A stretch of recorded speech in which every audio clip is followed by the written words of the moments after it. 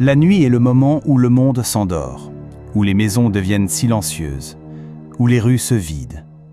C'est aussi le moment où nos peurs les plus profondes reprennent vie. Parce que derrière les murs, dans les greniers poussiéreux, dans les sous-sols humides, il existe parfois des présences qu'on ne voit pas. Des présences humaines, trop humaines, mais cachées. On appelle ça le frogging, l'art monstrueux de vivre secrètement chez quelqu'un, à son insu, en se glissant dans les recoins invisibles de la maison. Ceux qui le pratiquent se terrent dans les murs, les plafonds, les placards, attendant, observant, épiant. Et parfois, ils passent à l'acte. Ce que vous allez entendre ce soir ne vient pas d'une imagination fertile, ni d'une légende urbaine destinée à effrayer les enfants. Ce sont des histoires vraies, documentées, où l'horreur n'est pas surnaturelle, mais bien humaine. Des histoires où la terreur n'apparaît pas sous forme de fantômes, mais de personnes de chair et de sang, qui vivent juste là, à quelques centimètres de vous, sans que vous ne vous en doutiez. Préparez-vous, car à mesure que vous écouterez ce récit, vous ne regarderez plus jamais votre maison de la même manière.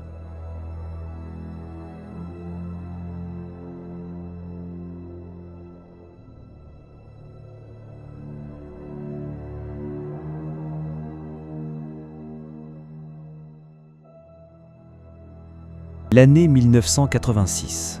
Dans la petite ville tranquille de Peel, dans le Massachusetts, la famille Bowen cherchait à reconstruire sa vie. Frank Bowen, veuf depuis peu, tentait tant bien que mal d'élever seul ses deux filles. Tina, 16 ans, adolescente vive et pleine de rêves, et Karen, 9 ans, douce et fragile, qui cherchait encore à comprendre pourquoi leur mère n'était plus là. La douleur était lourde, mais le déménagement dans une vieille maison coloniale devait marquer un nouveau départ. Le genre de bâtisse au charme discret, avec ses parquets qui craquent, ses murs blanchis par le temps et ses grandes fenêtres ouvertes sur le voisinage. Au début, tout semblait normal, mais très vite, l'étrangeté s'invita dans leur quotidien. Tout commença par des détails anodins. Des petits coups secs résonnant à l'intérieur des murs, comme si quelqu'un toquait doucement depuis l'autre côté, des lampes qui s'allumaient et s'éteignaient d'elles-mêmes, sans raison apparente. Des chaises déplacées de quelques centimètres, comme si on les avait frôlées en passant. Frank, rationnel, mit tout ça sur le compte d'une vieille maison qui vivait encore. Mais ses filles, elles, ressentaient autre chose, une présence. Une nuit, Tina et Karen décidèrent de jouer avec un Ouija board trouvé au grenier.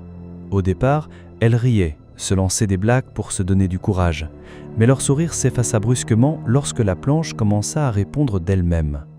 Et à peine quelques secondes plus tard, un bruit sec, 3 coups distincts, résonna dans le mur juste derrière elle. « Tu l'as entendu, Tina ?» s'écria Karen blême. « Chut, ne bouge pas !» murmura sa sœur, les yeux rivés sur la planche. À partir de ce moment-là, la peur s'installa. Les phénomènes se multiplièrent, des objets qui disparaissaient mystérieusement, la télévision qui s'allumait seule en pleine nuit, le sentiment constant qu'on nous observait. Frank commençait à perdre le sommeil. Puis arriva la nuit qui changea tout.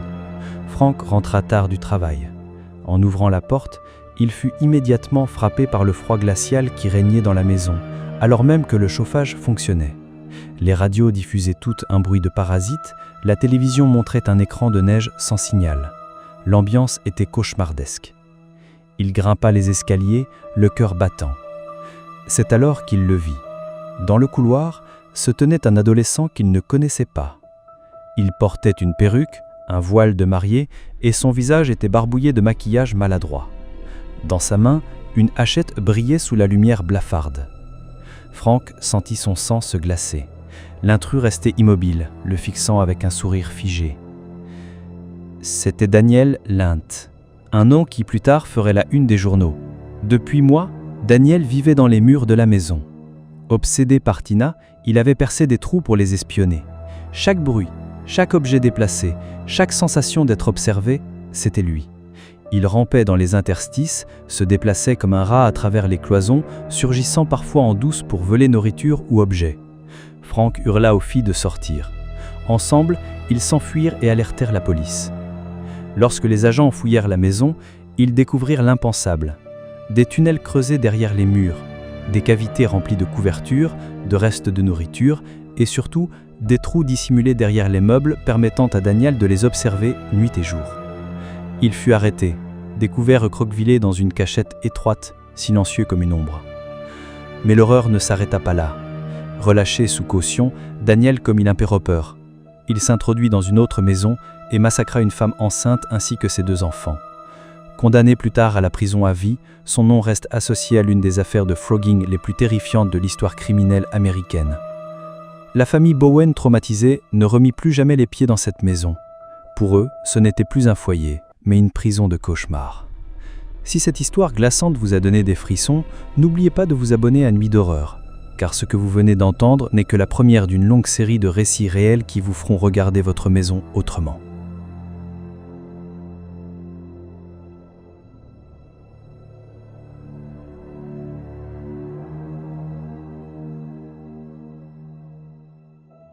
L'Université d'Ohio State, 2013. Comme tant d'étudiants qui cherchent à concilier leurs études avec un budget limité, un groupe de 10 jeunes décida de partager une grande maison en colocation, à quelques rues du campus. La bâtisse était ancienne, usée par le temps. Les murs jaunis par l'humidité, le plancher grinçant à chaque pas et des câbles électriques apparents qui donnaient l'impression que le lieu tenait debout par miracle. Mais elle avait un avantage, le prix. Et pour 10 étudiants, c'était suffisant pour fermer les yeux sur les bizarreries du lieu. Les premiers mois, ils vivaient comme la plupart des colocataires. Soirées bruyantes, cours séchés et piles d'assiettes sales qui s'accumulaient dans l'évier. Les petits désagréments de la maison, les lumières qui clignotaient, les portes qui claquaient sous le vent, les bruits étranges la nuit, étaient presque devenus des blagues internes. Mais pour Brett, l'un des colocataires, quelque chose ne tournait pas rond. Il avait remarqué des détails que les autres ignoraient. Le réfrigérateur vidait beaucoup trop vite malgré les courses faites la veille. Des placards laissés entr'ouverts alors qu'il se souvenait parfaitement les avoir fermés. Des ampoules allumées dans des pièces qu'aucun d'eux n'avait fréquentées. Au départ, Brett pensa à un simple oubli collectif. 10 étudiants sous le même toit, ce n'était pas étonnant que des choses passent inaperçues. Mais son instinct lui soufflait que quelqu'un, ou quelque chose, rôdait là où il ne fallait pas. La maison avait un sous-sol, une porte toujours verrouillée, marquée d'une simple pancarte « Utility Closet, local technique ». Le propriétaire, pressé de signer le bail, leur avait dit « N'y touchez pas, c'est juste du matériel électrique ». Il n'y avait plus pensé, jusqu'à ce soir. Un soir d'hiver, une panne générale plongea la maison dans le noir. Brett descendit seul au sous-sol pour réenclencher le disjoncteur. Sa lampe de Porsche tremblotait dans l'obscurité. C'est alors qu'il aperçut une silhouette. Un homme, pieds nus, avançant calmement dans le couloir comme s'il avait toujours été là. Brett eut un mouvement de recul. « Qui êtes-vous » lança-t-il, le souffle court. L'intrus le regarda avec un étrange calme. « Je m'appelle Jeremy », dit-il simplement, comme s'il annonçait une évidence. Puis il continua son chemin, sans un mot de plus, disparaissant dans l'ombre de la maison. Le cœur battant, Brett courut prévenir ses colocataires. Ensemble, ils forcèrent enfin la porte du sous-sol, celle que le propriétaire leur avait interdit d'ouvrir. Ce qu'ils découvrirent les laissa pétrifiés. Derrière cette porte se trouvait une pièce improvisée, transformée en chambre clandestine, un matelas jeté à même le sol, des photos personnelles, quelques livres usés, une guitare posée contre le mur. Jeremy vivait là, dans leur maison, depuis des semaines, peut-être des mois. Ils mangeaient leur nourriture, utilisaient leur salle de bain et attendaient patiemment leurs absences pour se déplacer. La police fut appelée. Mais Jeremy ne se montra ni violent ni menaçant. Au contraire, il ramassa ses affaires, s'excusa presque et s'en alla. Aucune charge ne fut retenue contre lui. Mais le traumatisme, lui, resta. Les colocataires, terrifiés, n'arrivaient plus à dormir sans imaginer ses pas résonner sous leurs pieds. Brett disait parfois au milieu de la nuit croire entendre la guitare de Jeremy gratter quelques notes lointaines. Quelques mois plus tard, la maison accueillit de nouveaux étudiants. Ils avaient entendu les rumeurs, mais pensaient que tout cela relevait de la légende urbaine. Jusqu'à ce que l'histoire commence à nouveau. De la nourriture disparue, des bruits de pas se firent entendre dans l'escalier, des portes se refermaient toutes seules. Cette fois, c'est un autre intrus qu'ils découvrirent. Un homme plus âgé, Jared, installé dans le sous-sol. Comme Jeremy, il avait obtenu un double des clés grâce à un ancien locataire et s'était introduit dans la maison sans être remarqué. Contrairement à Jeremy, Jared se montra presque désolé d'avoir été trouvé. « Je m'en vais, ne vous inquiétez pas », dit-il d'une voix tremblante. Mais le simple fait de savoir qu'il vivait sous leurs pieds, les observant peut-être dans leurs moments les plus intimes, fit naître un climat de paranoïa totale.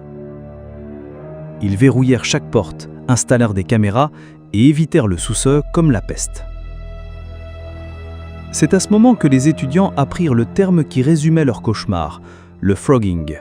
Vivre chez autrui, en secret, tapi dans les coins invisibles, comme une ombre silencieuse. Sauf que pour eux, ce n'était plus une théorie. C'était devenu leur quotidien. Leur maison, jadis remplie de rires, n'était plus qu'un espace de méfiance et de peur où chaque bruit suspect résonnait comme une menace. Et vous, que feriez-vous si vous découvrez qu'un étranger dort sous votre toit depuis des semaines sans que vous ne l'ayez jamais remarqué ?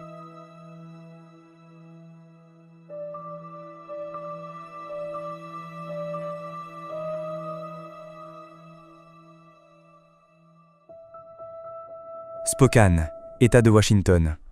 Une petite maison d'un étage, modeste mais charmante, nichée au bout d'une rue bordée de pins.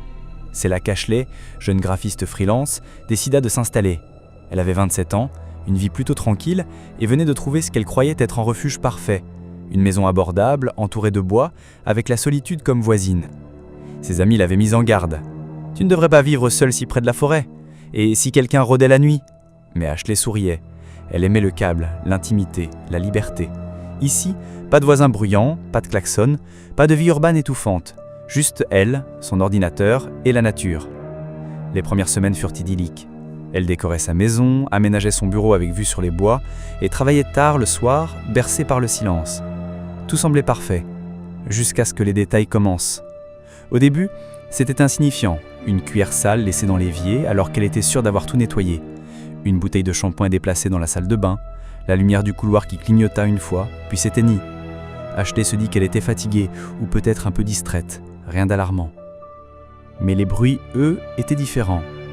La nuit, alors qu'elle regardait la télévision au lit, elle entendit pour la première fois un tapotement léger, venant des murs. Pas un bruit de moussie, pas un craquement du bois. Non, était méthodique, comme si quelqu'un frappait doucement du bout des doigts de l'autre côté. Elle resta figée, tendant l'oreille. Le bruit cessa dès qu'elle coupa le son de la télévision, comme si s'attendait qu'elle soit attentive. Quelques jours plus tard, elle fut réveillée par un nouveau son, un frottement métallique qui provenait de la bouche d'artillation, juste au-dessus de son lit. Un grincement bref, suivi d'un silence pesant. Ashley monta sur une chaise, pointa la lampe de son téléphone vers la grille du conduit et ne vit que de l'obscurité. Elle tenta de se rassurer. Des animaux peut-être, après tout, la maison donnait sur la forêt. Mais la peur commença à s'infiltrer en elle. Puis, arriva le jour où elle se réveilla et trouva sa porte arrière grand ouverte. Aucune trace d'effraction, rien de volé, juste la porte béante. Comme si quelqu'un avait quitté les lieux ou était entré puis ressorti. La police fut appelée, l'agent, bienveillant mais pressé, lui dit simplement « Probablement un problème de serrure, remplacez le verrou ». Ashley s'exécuta, mais la sensation persistait. Elle n'était pas seule. Une semaine plus tard, alors qu'elle s'apprêtait à s'endormir, elle entendit quelque chose de pire. Des pas lourds au-dessus d'elle, dans le grenier. Elle resta immobile, le cœur battant. Les pas se déplacèrent lentement, puis s'arrêtèrent. À l'aube, incapable de supporter l'incertitude, elle décida d'en avoir le cœur net. Elle tira le bac tout bourré du couloir, ouvrit la trappe du grenier et monta. L'air était étouffant, saturé de poussière, elle s'attendait à ne trouver que des planches et de l'isolant. Mais dans un coin sombre, elle aperçut un sac de couchage roulé, une bouteille d'eau vide et un emballage de granola. Quelqu'un vivait là, Paniquée, elle redescendit en trombe et appela la police. Cette fois-ci, les officiers fouillèrent plus attentivement la maison. Et c'est là qu'ils le trouvèrent. Un homme, caché dans une cavité derrière le mur de sa chambre, accessible par un panneau dissimulé près de la chaudière. Là, il avait installé un véritable camp de fortune, sacs de fourrure, vêtements sales, bouteilles remplies d'urine. Et pire encore, un petit trou percé dans le mur derrière une grille d'artillation, donnant une vue parfaite sur le lit d'Ashley. Il l'avait observé. Chaque nuit. L'homme, sans papier ni identité, fut arrêté. Les policiers pensaient qu'il errait dans le quartier depuis longtemps, probablement même avant qu'Ashley ne s'installe. Ils retrouvèrent dans les combles des marques, des griffures, preuve qu'il occupait déjà l'endroit depuis des mois. Ashley, bouleversée, refusa de remettre les pieds dans la maison. Elle déménagea immédiatement. Mais même après son départ, la peur ne l'a jamais quittée. Car ce n'était pas un fantôme, pas une illusion. C'était un homme. Un homme qui la regardait dormir. À ce stade, dites-moi, pourriez-vous vraiment fermer l'œil, sachant qu'à quelques centimètres de vous, caché derrière une mince partition, quelqu'un respire, écoute et vous observe nuit après nuit ?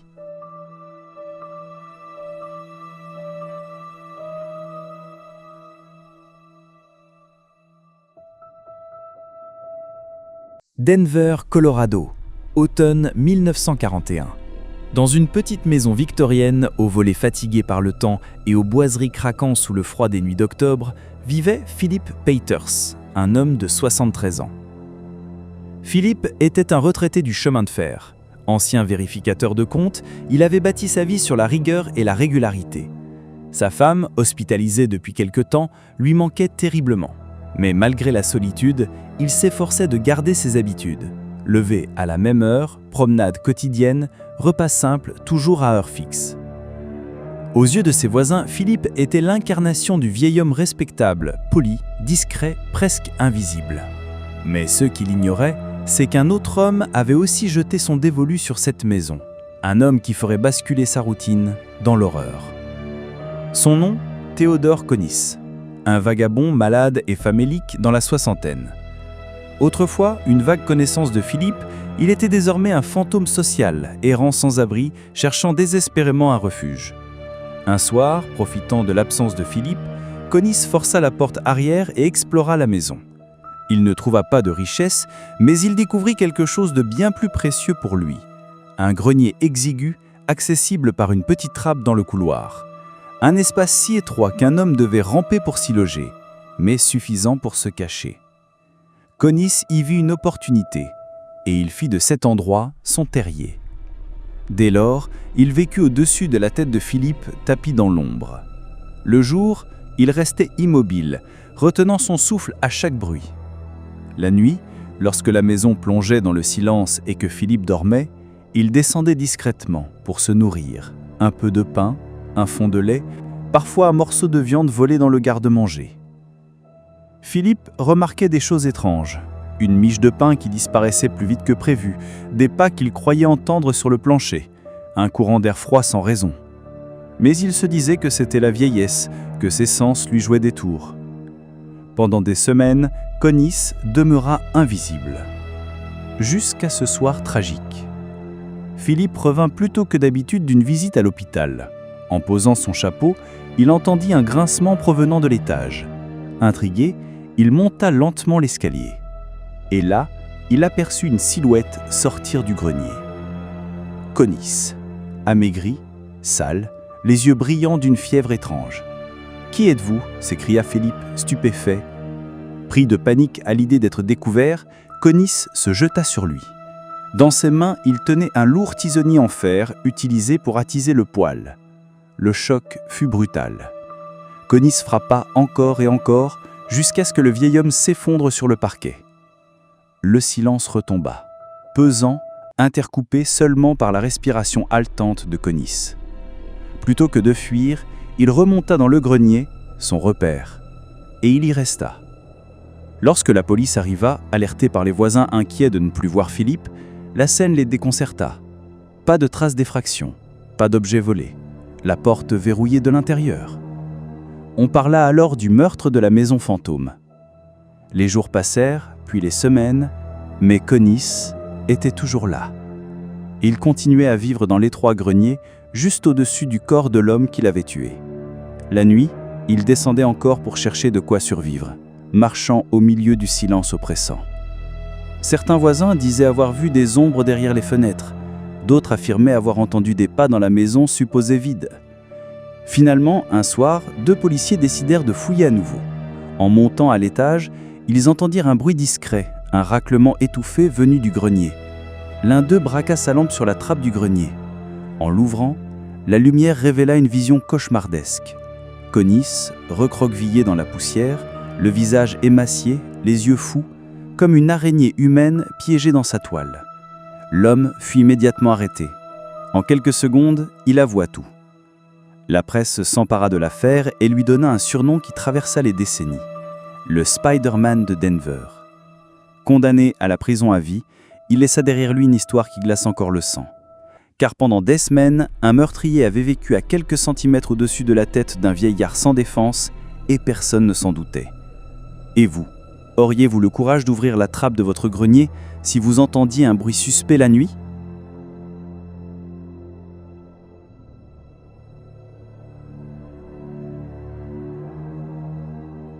Dans une petite ville de Caroline du Sud, en 2012, une mère de famille vivait avec ses 5 enfants dans une maison modeste mais chaleureuse. Elle venait de mettre fin à une relation longue et douloureuse avec son compagnon, un homme instable, violent par moments, déjà passé plusieurs fois par la case prison. Pour elle, ce nouveau départ devait être synonyme de paix. Elle voulait tourner la page, se concentrer sur ses enfants, retrouver un équilibre. La maison représentait ce havre qu'elle espérait tant. Mais très vite, des détails inquiétants vinrent troubler cette nouvelle vie. D'abord, des bruits étouffés au-dessus du plafond, comme des grattements, parfois suivis de chuchotements indistincts. Elle se disait que ce n'était que des rats, ou le vent s'engouffrant entre les poutres. Mais un soir, alors qu'elle était allongée dans son lit, elle remarqua un phénomène troublant. Des clous fixant une planche du plafond semblaient bouger lentement, comme si quelqu'un, de l'autre côté, essayait de les pousser. Son cœur s'accéléra. Elle éteignit la lumière, se recroquevilla et attendit que le silence revienne. Les jours suivants, d'autres incidents survinrent. De la nourriture disparaissait mystérieusement du garde-manger, des objets changeaient de place dans le salon, et un matin, elle retrouva des morceaux d'isolant tombés directement sur son lit. C'était désormais indéniable. Quelque chose ou quelqu'un se cachait dans la maison. Décidée à en avoir le cœur net, elle demanda à son neveu, un adolescent robuste et curieux, d'aller inspecter le grenier. L'échelle fut sortie et le garçon grimpa, une lampe torche à la main. Quelques secondes plus tard, un cri retentit. Il venait de découvrir l'impensable. Un homme était là, tapi dans un coin, installé comme un parasite. Et pas n'importe quel homme, son ancien compagnon. L'horreur se dévoila en une fraction de seconde. Pendant plus de 2 semaines, il avait vécu au-dessus d'elle, dans l'ombre du grenier. Il s'était aménagé un coin de fortune. Des manteaux et des couvertures en guise de lit, quelques sacs en plastique remplis de nourriture volée. Et pire encore, plusieurs gobelets en plastique remplis d'urine et de déchets. Mais ce qui glaça le plus la jeune femme, c'était la grille d'aération, juste au-dessus de son lit. En se penchant, son neveu réalisa que l'homme avait percé une ouverture dans le conduit, lui offrant une vue directe sur le matelas. Chaque nuit, il l'avait observée, elle et ses enfants. Lorsque la mère le vit descendre, elle fut figée entre la peur et la colère. Lui, en revanche, semblait presque calme, presque désolé. « Je voulais juste être près de toi », murmura-t-il avant de s'enfuir, échappant à la police qui arriva peu après. Pour cette mère, le traumatisme fut immense. Savoir que celui qu'elle avait aimé, celui qu'elle avait laissé entrer autrefois dans son intimité, s'était transformé en un prédateur tapi au-dessus de sa chambre, la rongea de l'intérieur. Elle confia plus tard aux médias que jamais plus elle ne parvint à dormir sereinement, même dans une nouvelle maison, même loin de cet homme. Car l'idée que quelqu'un puisse vous regarder dormir à travers une grille, silencieux, caché dans l'ombre, c'est une terreur qui ne vous quitte plus. Et vous, Seriez-vous capable de fermer les yeux si vous saviez que votre ex, ou pire encore, un inconnu vous observe chaque nuit depuis votre grenier ?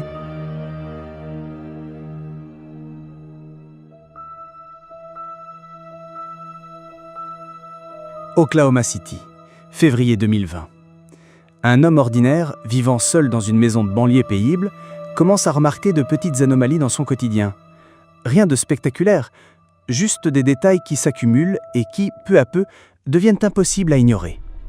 Un matin, il se sert un bol de céréales et constate que la boîte, achetée la veille, est déjà à moitié vide.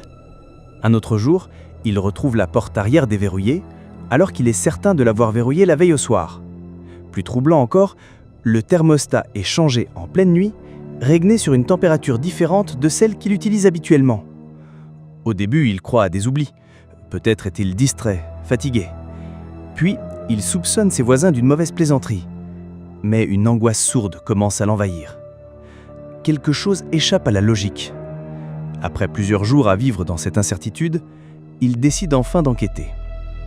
Une seule zone de la maison reste inexplorée depuis longtemps, le grenier. Un soir, armé d'une lampe torche, il déplace une chaise, ouvre la trappe et grimpe à l'intérieur. L'air poussiéreux lui pique la gorge et les planches craquent sous son poids. Il avance lentement, le cœur battant.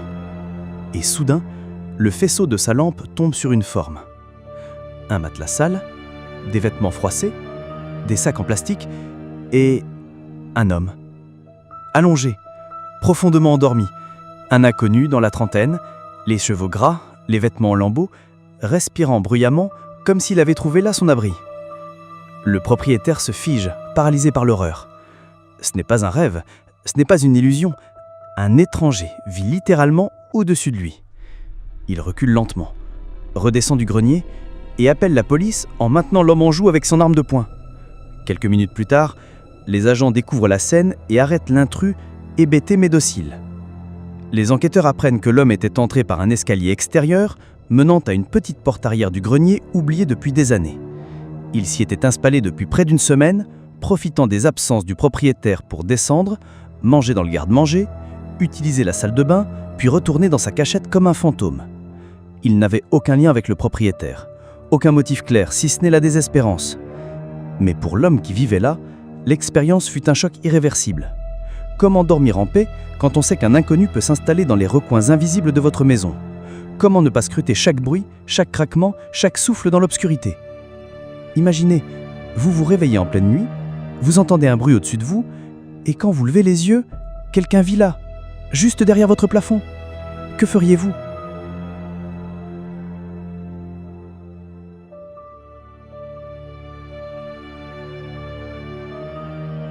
Portland, Oregon, printemps 2021. Lisa Leihart, trentenaire, venait d'acheter une petite maison des années 1950. Après une rupture difficile, elle cherchait un nouveau départ, un endroit où elle pourrait reconstruire sa vie et retrouver un peu de paix. La maison n'était pas parfaite, les murs avaient jauni, les canalisations gémissaient la nuit et le plancher craquait au moindre pas. Mais pour Lisa, ces défauts faisaient partie du charme. Et puis, elle n'était pas vraiment seule. Son chien, un labrador affectueux, partageait le quotidien avec elle, rendant ses soirées moins silencieuses. Au début, tout semblait paisible.